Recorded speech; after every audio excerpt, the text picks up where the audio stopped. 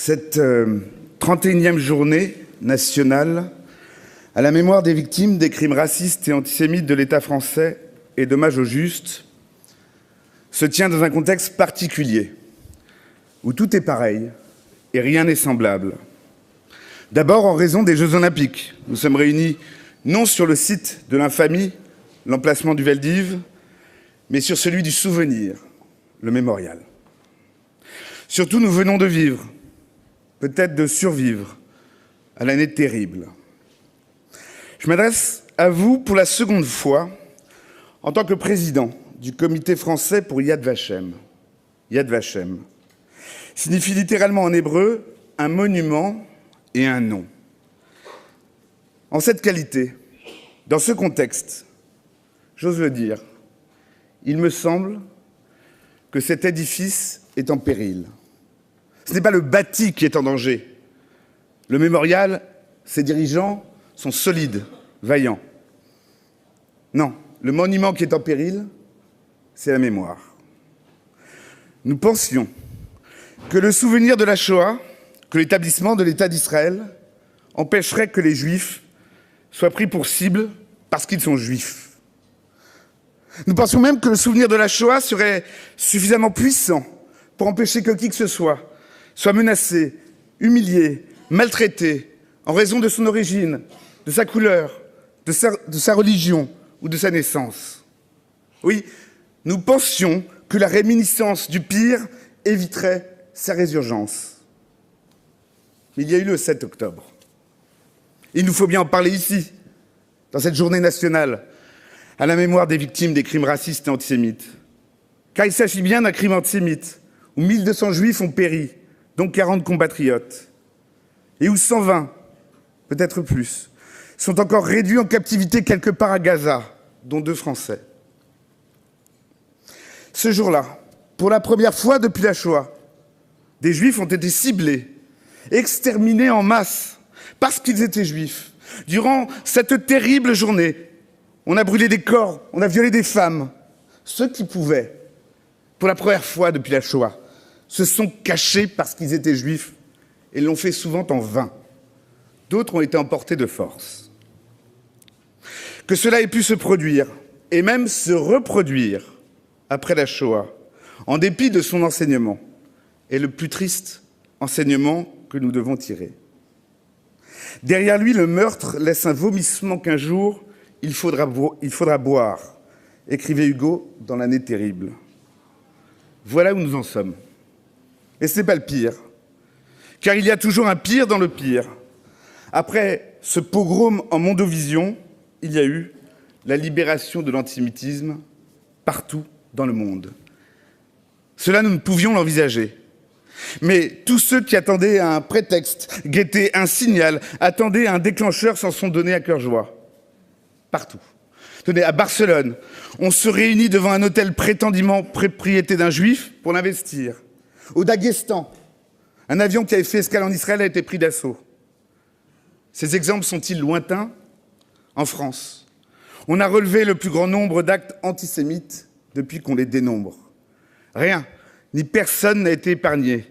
Ni ici, le mur des Justes, ni à Courbevoie, une petite fille de 12 ans violée parce qu'elle avait mal parlé de la Palestine.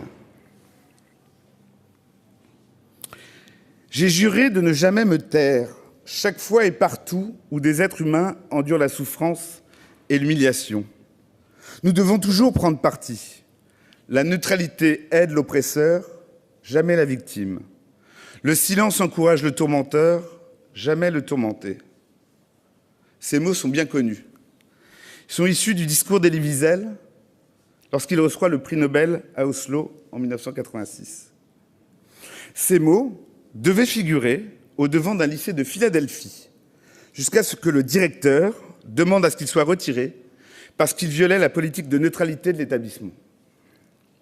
Cet incident s'est déroulé aux États-Unis en 2023, mais il nous dit quelque chose de terrible.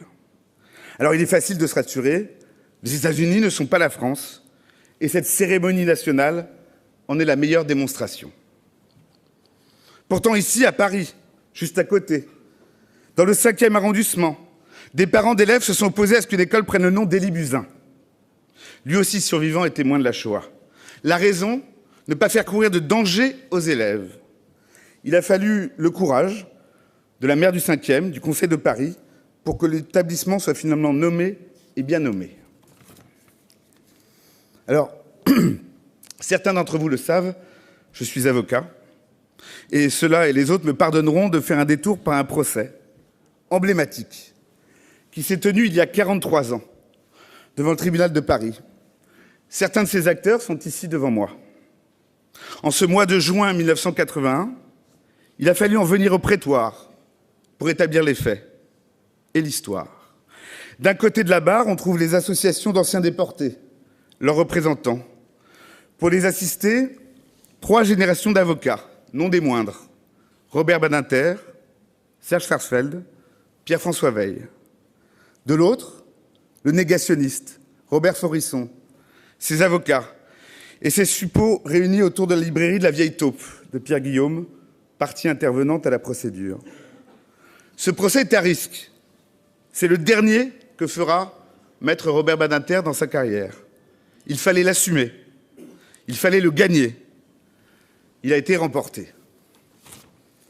Forisson a été condamné pour avoir écrit, je cite, « Le prétendu gazage et le prétendu génocide juif ne sont qu'un seul et même mensonge historique qui a permis une gigantesque escroquerie politico-financière dont les principaux bénéficiaires sont l'État d'Israël et le sionisme international, et les principales victimes, le peuple allemand et non ses dirigeants, et le peuple palestinien. » Mais si vous reprenez les propos crasseux et faux de Forisson et leur funeste postérité, on est en droit de se demander si ce procès, finalement, a bien été gagné. Ce procès a-t-il été gagné quand un bretteur, qui se rêvait président, juif de surcroît, vient nous expliquer que Pétain aurait sauvé les juifs français? Ce procès a-t-il été gagné quand, au nom de les susceptibilités supposées des élèves, de la lâcheté de certains professeurs, on n'ose plus aborder la Shoah dans les écoles? Devant vous, cher Serge Sarsfeld, devant vous, cher Pierre-François, je demande simplement si le procès de 81 a bien été gagné.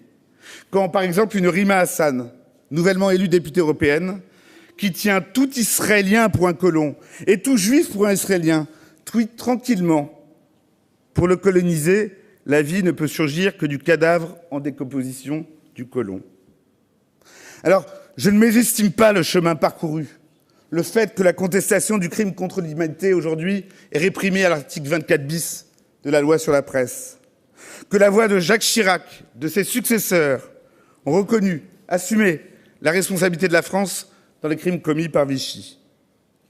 Mais à quoi bon si nous laissons s'établir comme vérité qu'Israël serait un État génocidaire simplement parce qu'il se défend du plus grand massacre commis sur son territoire?